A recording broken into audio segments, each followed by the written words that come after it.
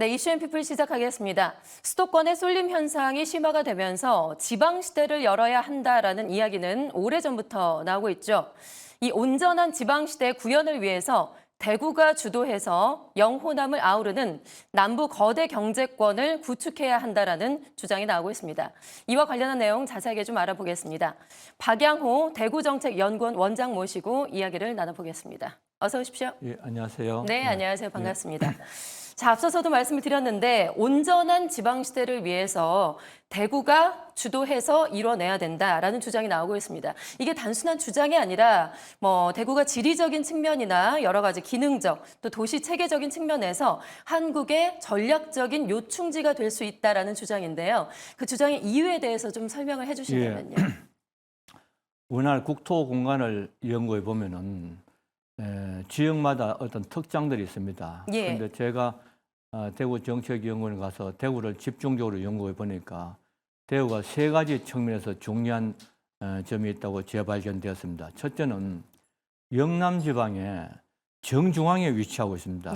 영남 지방, 부산, 울산, 경북, 경남 여기 이 지역의 정중앙에 위치해 있다. 그것을 과학적으로 분석해 보니까 정중앙, 대구 광역시의 북구가 정중앙입니다. 정중앙이고 두 번째는 과거부터 대구시가 중심지 기능을 해왔습니다. 한반도 3대 도시 기능, 또 대구 의전, 또 대구 사범, 대구 서문시장, 또 경상도 감령이 있었던 행정의 중추 기능이 있었고 그래서 최근에는 산업화 시대 때 섬유산업의 중심지, 지금은 경부 측의 중심지 일원이고 교통 중심지입니다. 그래서 중심지 기능을 해왔다는 것이고 마지막으로 세 번째는 6대 도시, 수도권의 서울하고 부산, 대구, 광주, 울산, 대전 이렇게 6대 도시 간에 서로 상호 접근 평균 거리가 대구가 제일 작습니다. 그래서 서울, 대전, 부산 다 비교해봐도 대구가 상호 평균 거리가 136km, 그래서 제일 짧아갖고 지역 간의 교류 접근성이 가장 높은 그런 도시입니다. 그래서 이 중앙에 입주하고 또 중심지 기능, 또 중추 기능 이런 거 갖고 있기 때문에 대구가 삼중, 그러니까 삼중, 중앙, 중추, 중심 융합되는 그런 전략적 요충지다 하는 것이 새로 재발견되었습니다. 네, 지리적인 장점과 중심지 기능을 하고 있고 그리고 거리적인 장점도 특별하다. 그래서 대구가 앞으로 온전한 지방시대를 선도할 수 있는 그런 지역이다라고 주장을 하시는 거군요. 자, 그리고 지난달에 보니까 글로벌 학술대회에서 대구의 미래 50년을 위한 혁신적인 전략을 공개를 하셨어요. 지금 보니까 이미 대구에서는 12개의 슈퍼 혁신 다발이 나타나고 있다라고 하던데 어떤 혁신들이 미래를 위해서 지금 진행이 되고 있는지 궁금한데요. 우리가 혁신, 이노베이션이라는 것이 어떤 특징이 있습니다. 쭉 국내외 연구를 해보면은 그 몇 가지 특징인데 하나는 이노베이션, 혁신은 경제가 안 좋을 때 나타난다 하는 것입니다.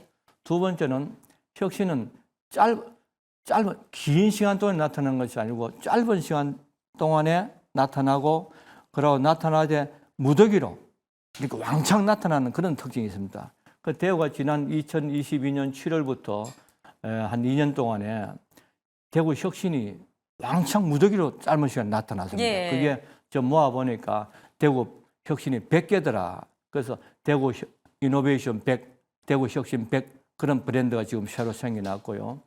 그걸 다시 간추려 보면 대구가 12개의 슈퍼 혁신은 되는데 그중에 몇 가지만 소개하면 세 가지만 소개하면 하나는 신공항 혁신입니다. 신공항이요? 신공항.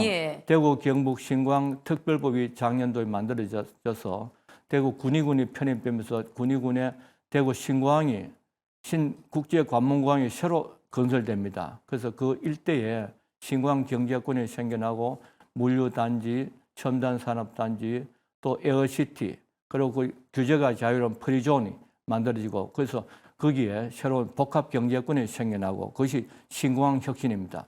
두 번째는 5대 신산업 혁신입니다. 대구시가 지금 첨단 신산업 중에서 5개를 지금 집중적으로 육성하고 있습니다. 뭐냐면 로봇 산업, 또 반도체 산업, 메디칼 산업, 그리고 미래 모빌리티 산업, 그리고 AI 산업 이 5개 산업을 집중적으로 하고 있는데 그 집중적인 그 신산업 혁신이 바로 신공항하고 연결됩니다. 왜냐하면 반도체의 99%가 항공 화물을 통해서 이동됩니다. 그렇죠. 또 컴퓨터가 88% 등등 예.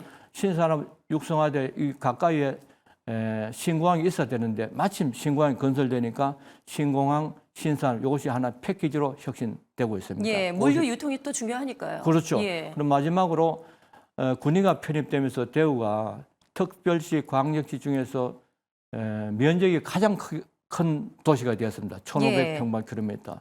그래서 메가 대구가 됐는데요. 이 신공항으로 기존 공항이 이전하면서 이전 적지가 있지 않습니까? 그것을 우리가 두바이처럼 수변 도시, 랜드마크 신도시로 지금 바꾸려고 하고 있습니다. 그리고 군부대 이전 등등 그 지역을 대구 신산업 그쪽으로 만들려고 하고 있습니다. 그래서 대구, 메가 대구 공간 혁신 이것이 중요한 혁신을 포함되고 있습니다. 예. 신산업과 관련해서요. 로봇과 AI, 반도체 기업들이 많이 이제 혁신했다고 하는데 이 기업들이 과거에 비해서 얼마나 좀 많이 유지가 됐을까요? 예. 지금 2019년도만 해도 요 관련 기업이 한 44개 정도 되는데 예. 지금은 248개로 상당히 늘었습니다. 네, 엄청 늘었군요. 그 늘은 장소가 대구 수성 알파시티라는 곳이 예. 대구의 그 판교라는 곳인데 거기에 집중적으로 지금 입지하고 있습니다. 예. 그래서 전반적으로 양질의 좋은 일자리가 대구에서 많이 생겨나고 있는데 그것이 아마 전략적 요충지이기 때문에 그런 현상도 나타나고 있습니다. 예. 예, 알겠습니다. 그리고 또 하나 앞서 뭐 제가 앵커멘트에서도 말씀을 드렸는데 주목해야 할 것이 바로 남부 거대 경제권 구축인데요. 앞서서 뭐 설명을 해주신 대로 지금 대구가 여러 가지 측면에서 전략적인 요충지로 꼽히고 있기 때문에 거대 경제권을 주도할 중추 거점 대도시로 지금 꼽히고 있습니다. 남부 거대 경제권 구축이 어떤 것이고 또 이를 주도할 대구에 대해서 좀 더 자세하게 설명을 해주신다면요. 옛날에 우리가 국토균형발전에서 구미, 신산업, 산업도시, 또 울산 산업도시, 창원 산업도시, 또 포항 산업도시 만들었지 않습니까? 이제는 교통이 발달되기 때문에 거대 경제권 개념으로 가야 됩니다. 예. 그냥 경제권이 아니고 거대 경제권. 그중에 하나가 중부 거대 경제권, 수도권하고 충청권, 중부 거대 경제권이 있고 또 하나가 남부 거대 경제권이 있습니다. 남부 거대 경제권은 영남지방하고 호남지방을 아우르는 제주까지 아우르는 제주도까지.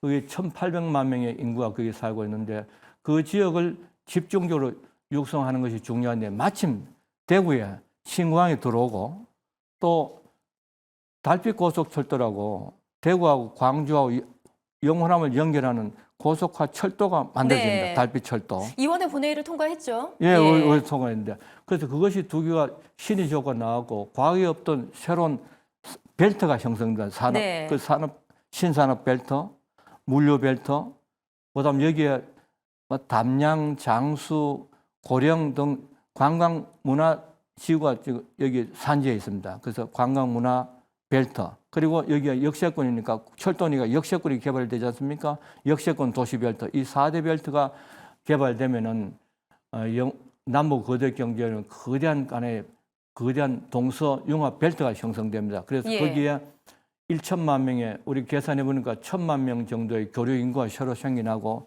그것 때문에 교류 인구가 이제 관광객이 오면은 거기에 연 1조 원 정도의 소비가 새로 생겨나고 그래서 남북 거대 경제권의 중요한 역할을 대구가 할 수 있고 마침 대구가 그 주변에 창원, 울산, 구미, 또 포항 중요한 산업도시가 산지에 있습니다. 그리고 또 교통 요충지고 그래서 대구가 광주와 함께 주도하는 그런 남북 거대 경제권을 지금 구상하고 또 남북 거대 경제권 달빛철도가 지금 지나는 거기에 10개 시군이 있거든요. 10개 시군하고 도가 모여서 남북 거대 경제권을 같이 만들어 보자고 협약서를 작년에 했습니다. 그래서 협약서에 따라서 지금 착착 진행되고 있습니다. 그래서 국토균형발전, 국토종합계획에도 이것이 반영되고 앞으로 남북 거제 경제권 특별법도 만들어져야 될 것 같습니다. 네.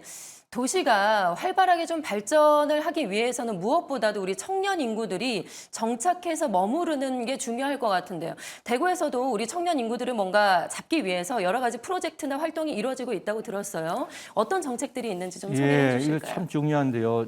청년들이 지난 한 해에 한 3, 4천 명 정도가 청년들이 빠져나갔습니다. 대구에서. 그런데 작년에 1,000명이 청년들이 순유입돼서 늘었습니다. 그래서 양길의 일자리가 많이 생겼는데 청년들이 정주하기 위해서는 세 가지가 필요합니다. 그것을 우리가 청년 참박자를 하는데 첫째 박자가 뭐냐면 양길의 일자리가 있어야 됩니다. 그렇죠. 이번에 양길의 일자, 로봇 산업 이게 다 양길의 일자거든요. 두 번째는 주거가 안정돼요. 양길의 주거, 또 저렴한 주거, 또 결혼하면 그 주택을 사고 또 그 임대할 수 있는 그런 편리한 주거 안정 그런 환경이 만들어져야 되고 만약 세 번째가 뭐냐면 청년들이 워라밸 문화 그래서 직장에 가서 집에서 쉬고 주말에 또 문화 생활도 즐기고 하는 워라밸 문화 그래서 그걸 갖다 우리가 직장 주택 문화 그 워라밸 문화 직주문 이 삼박자가 대구에서 만들어지게끔 지금 열심히 노력하고 있는데 그 중에 하나가 수성 알파시티라는 그 산업단지가 있거든. 대구의 판교라는 거. 그것이 직주문 벨트를 지금 만들려고 그러고 또 최근에 글로컬 대학에 경북대학교 그 선정되었거든요. 거기에 청년 연구자 타운도 바로 청년 연구자 직주문 그렇게 하고 있습니다. 예, 알겠습니다. 앞으로 대구의 미래 50년 번영을 위해서 또 우리 원장님께서도 대구정책연구원 원장으로서 계속해서 노력해 주시기를 부탁드리겠습니다. 예, 감사합니다. 지금까지 박양호 대구정책연구원 원장과 함께 이야기를 나눠봤습니다. 고맙습니다. 예, 감사합니다. 예.